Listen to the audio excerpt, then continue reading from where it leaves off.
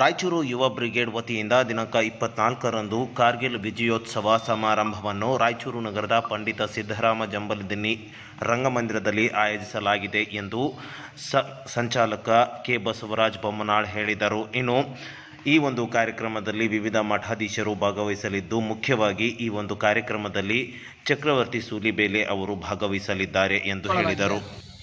ಆ ದಿನ ಕಾರ್ಯಕ್ರಮ ದಿವ್ಯ ಸಾನ್ನಿಧ್ಯವನ್ನು ಕಲ್ಲೂರು ಮಠದ ಶ್ರೀ ಶಿವಾನಂದ ಸ್ವಾಮಿಗಳು ಸಾನ್ನಿಧ್ಯ ವಹಿಸಲಿದ್ದಾರೆ. ಚಕ್ರವರ್ತಿ ಸೂಲಿಬೇಲೆ ಅವರ ದಿಕ್ಸೂಚಿ ಭಾಷಣವಿರುತ್ತದೆ. ಹಾಗೆ ಆ ದಿನ ಕಾರ್ಗಿಲ್ ಯುದ್ಧದಲ್ಲಿ ಹೋರಾಟ ಮಾಡಿರ್ತಕ್ಕಂಥ ರಾಯಚೂರಿನಲ್ಲಿರ್ತಕ್ಕಂಥ ಯೋಧರಿಗೆ ಸನ್ಮಾನ ಕಾರ್ಯಕ್ರಮ ಇರುತ್ತೆ.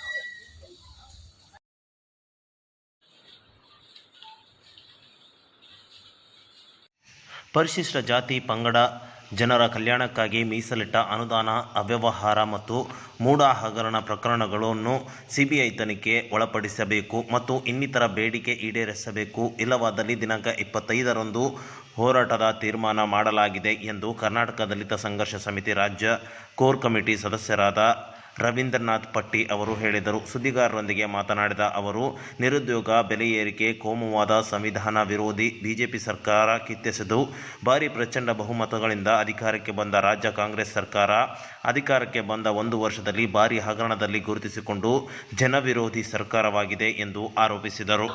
ರಾಜ್ಯ ಸರ್ಕಾರ ನಮ್ಮ ಬೆನ್ನಿಗೆ ಚೂರಾಗ್ತೈತಿ. ನಾವು ಯಾವ ಕಾರಣಕ್ಕಾಗಿ ಅವರಿಗೆ ಬೆಂಬಲ ಸೂಚಿಸಿದೆವೋ ಅದನ್ನೇ ನಾವು ವಿರೋಧಿಸಿ ಅವರು ನಮ್ಮ ವಿರುದ್ಧ ಮಾಡ್ತಾ ಇದ್ದಾರೆ. ಇವತ್ತು ತಮಗೆ ಗೊತ್ತಿರಬೇಕು, ಸುಮಾರು SCP TSP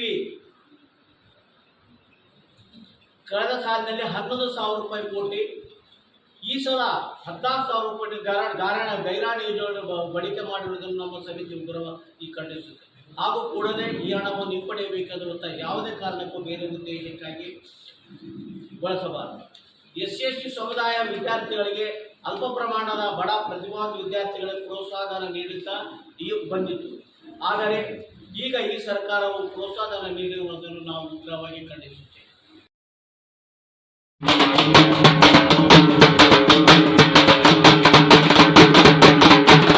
ರಾಯಚೂರು ನಗರದ ಟಿಪ್ಪು ಸುಲ್ತಾನ್ ಉದ್ಯಾನವನದಲ್ಲಿ ಇಂದು ವಾಹನಗಳಿಗೆ GPS ಪ್ಯಾನಿಕ್ ಬಟನ್ ಅಳವಡಿಕೆಗೆ ಹೊರಡಿಸಿದ ಆದೇಶ ಹಿಂಪಡೆಯಬೇಕು ಕರ್ನಾಟಕ ಸರ್ಕಾರ ಎಂದು ಆಗ್ರಹಿಸಿ ಕರ್ನಾಟಕ ಚಾಲಕರ ಒಕ್ಕೂಟ ಜಿಲ್ಲಾಧಿಕಾರಿಗಳ ಕಚೇರಿ ಮುಂದೆ ಪ್ರತಿಭಟನೆ ನಡೆಸಿದರು.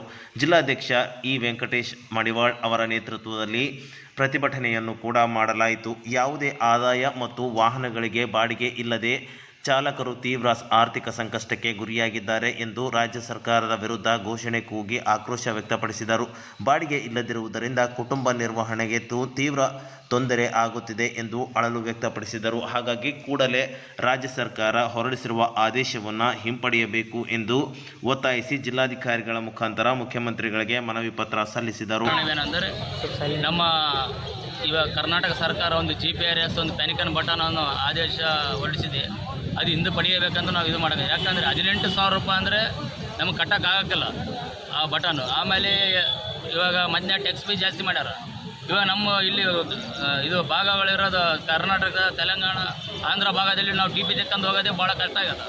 ಆದ ಕಾರಣ ಅದು ಹಿಂಪಡೆಯಬೇಕಂತಂದು ಸರ್ಕಾರದಲ್ಲಿ ನಾವು ಮನವಿ ಮಾಡಿಕೊಳ್ತೇವೆ.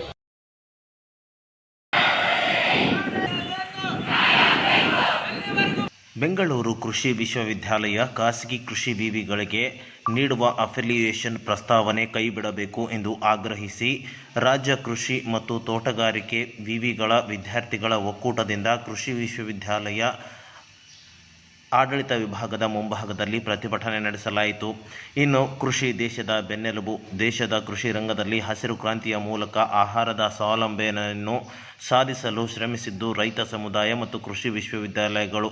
ಹಾಗಾಗಿ ಈ ಒಂದು ನಿಟ್ಟಿನಲ್ಲಿ ಖಾಸಗಿ ಸಂಸ್ಥೆಗಳಿಗೆ ಇದರ ಒಂದು ನಡೆಸಲು ಪರವಾನಗಿ ನೀಡಿದಲ್ಲಿ ವಿದ್ಯಾರ್ಥಿಗಳಿಗೆ ತೊಂದರೆಯಾಗಲಿದೆ. ಬಡ ವಿದ್ಯಾರ್ಥಿಗಳು ಇಲ್ಲಿ ಅಡ್ಮಿಷನ್ ಪಡೆಯಲು ಸಾಕಷ್ಟು ಪರದಾಡಿರುತ್ತಾರೆ. ಇಂಥ ಸಂದರ್ಭದಲ್ಲಿ ಖಾಸಗಿ ವಲಯಗಳಿಗೆ ನೀಡಿದಲ್ಲಿ ವಿದ್ಯಾರ್ಥಿಗಳಿಗೆ ಅನ್ಯಾಯ ಮಾಡಿದಂತಾಗುತ್ತದೆ ಎಂದು ಅಸಮಾಧಾನ ವ್ಯಕ್ತಪಡಿಸಿ ಈ ಒಂದು ಖಾಸಗಿ ಪ್ರಸ್ತಾವನೆಯನ್ನು ಕೈಬಿಡಬೇಕು ಎಂದು ಒತ್ತಾಯಿಸಿ ವಿಶ್ವವಿದ್ಯಾಲಯ ಕುಲಪತಿಗಳ ಮುಖಾಂತರ ಮನವಿ ಪತ್ರ ಸಲ್ಲಿಸಿದರು.